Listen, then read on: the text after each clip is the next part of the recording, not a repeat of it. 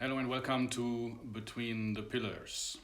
Today I'm going to talk about Yesod, the mind. The mind resides in another universe, which is the astral universe. We are not aware that our mind functions in another universe. We think that what goes on inside our mind goes on inside our head, but that is an illusion. The mind is a body on its own right, and it's not physical. It's made of consciousness. The mind is very alive. Sadhguru says the mind has no brake, only a gas pedal. That's a good allegory.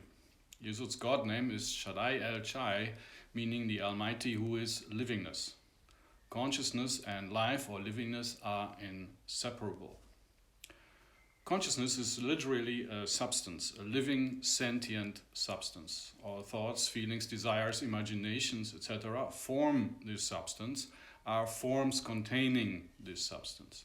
When we gain clairvoyance, meaning the ability to perceive astral phenomena, we will be able to behold the mind substance and the forms of thoughts and desires. This capability allows us to begin the great work, the transformation of our body, mind, soul, vehicle. As mentioned in the previous video, the natural state of our mind is dreamlike. When we sleep, the senses are cut off and the brain turned off, allowing the mind to return to its natural dreamlike state. In this dreamlike state, our awareness is heightened, like in a lucid dream, but we lack discrimination, objectivity, and intelligence to make use of what we become aware of. On a side note, the same holds true for mystical and psychic experiences. When we meditate, we shut off our senses too. As soon as our senses are shut off, we face the mind's internal dialogue, a wild and seemingly unstoppable stream of memories, thoughts, desires, imaginations, emotions, and feelings. The mind is not separate from the astral universe it resides in. Think of the mind as an inlet or lagoon connected to an ocean, which is the astral universe. This pool or lagoon is shown in Tarot card 17, the star. Normally, our mind is limited to that pool and can't extend into the astral ocean. The internal dialogue is the border or fence that restricts our mind to this personal pool. In Tarot card 7, this border is illustrated by the river that separates the chariot from the city in the background. Mind that the Hebrew letter associated to chariot is chet, which means field. Psychics, mystics, and clairvoyants can extend beyond the borders of the mind into the astral universe with different degrees of clarity. Clairvoyance providing the greatest clarity. The ocean, astral ocean, is shown in Tarot card 20, Judgment, which symbolizes the sixth stage of enlightenment, and that indicates how hard we must work on enlightenment before we can become clairvoyant. We expand our mind into the astral universe by practicing meditation or lucid dreaming, or the art of dreaming, as Carlos Castaneda called it. Meditation and the art of dreaming are the same things. In the case of meditation, we begin in a conscious state of mind. In the case of lucid dreaming, we begin in a subconscious state of mind. The goal is the same. Meditation aims at calming the internal dialogue and even turning it off. That allows us to expand beyond the mind's natural border into the surrounding astral universe. Carlos Castaneda talks quite a bit about stopping the internal dialogue. Let me give you a couple of quotes. The internal dialogue is what grounds people in the daily world. The world is such and such or so and so only because we talk to ourselves about it being such and such or so and so. The passageway into the world of the shamans opens up after the warrior has learned to shut off his internal dialogue.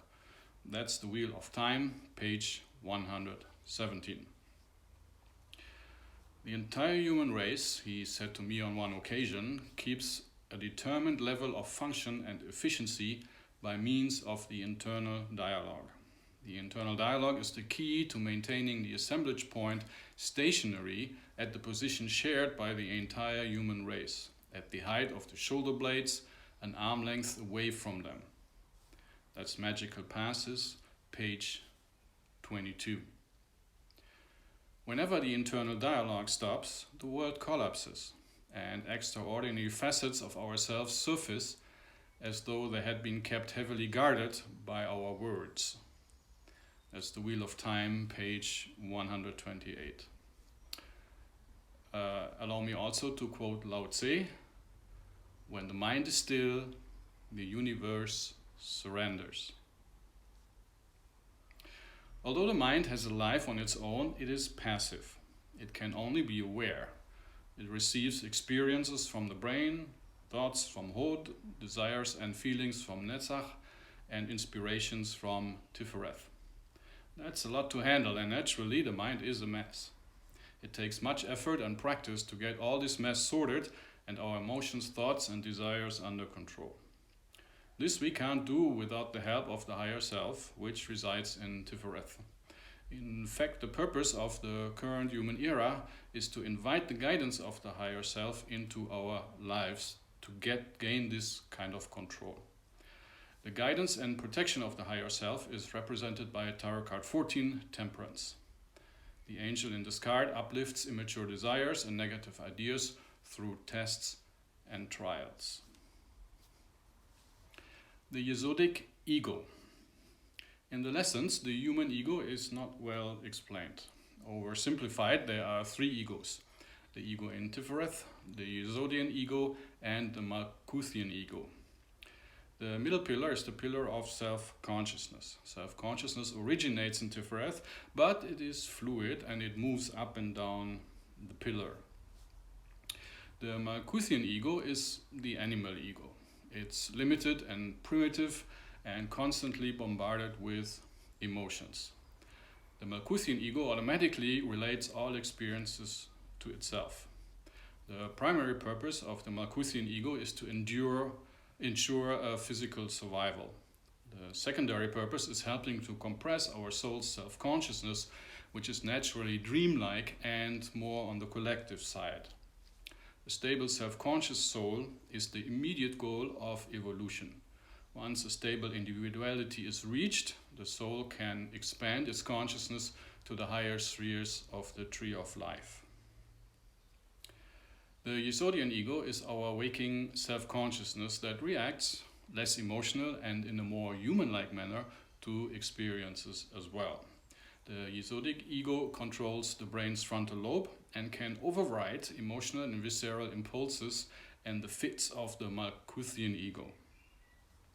The Yesodian ego can be trained and educated, and it can acquire skills, wisdom, understanding, and empathy.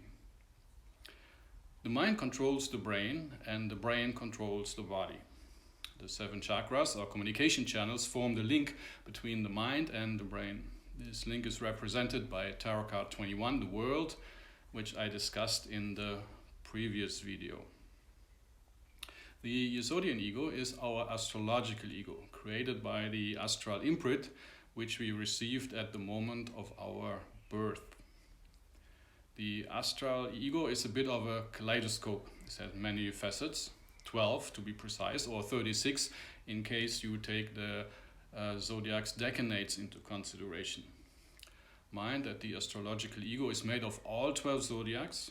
It's just that some are emphasized, in particular the sun sign, the ascendant, and the moon sign, giving us the individuality that distinguishes us from others. We have 2 subconsciousnesses which are not differentiated in the lessons, a Malkuthian and a Yesodian subconsciousness. The Malkuthian subconsciousness controls the involuntary functions of our body. The Yesodian subconsciousness is our mind's subconsciousness. All the great powers of subconsciousness reside in Yesod. While we sleep, the Yesodian subconsciousness elaborates daily experiences, thoughts, emotions, and feelings. It weaves understanding by integrating our new experiences, thoughts, and desires into our personal context, and by connecting the dots. When we wake up in the morning, the Yesodian subconsciousness presents us with new ideas and improved understanding. The Yesodian Yesodian subconsciousness also does the dreaming. If we have a Malkuthian and Yesodian ego and a Malkuthian and Yesodic subconsciousness, where are they on the tree of life? Well, each sephira contains a tree, a complete tree. Oversimplified, each tree in a sephira has 3 layers. That's the superconscious layer, which is Kether, Chakma, and Bina. A self-conscious layer is Chesed, Gebura, and Tiferet, and a subconscious layer, which is Netzach, Hod, and Yesod, and a body, which is Malkuth. Kether, Chokmah, and Bina represent the influence of the sephira above. In this case, is Tiferet. Chesed, Gebura, and Tiferet represent the Yesodian ego. Netzach, Hod, and Yesod, subconsciousness, and Malkuth is the substance of our mind, which is the mind's, which is consciousness. On a side note, when we die, we carry on with the mind, our Yesodian body, and for a while maintain our astrological individuality. After a couple of decades into the afterlife, we also drop a Yesodian or astral body and carry on with our soul and ascend to Tiferet and higher spheres. I hope you enjoyed this episode of Between the Pillars.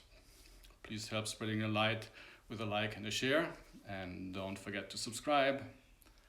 Love and light.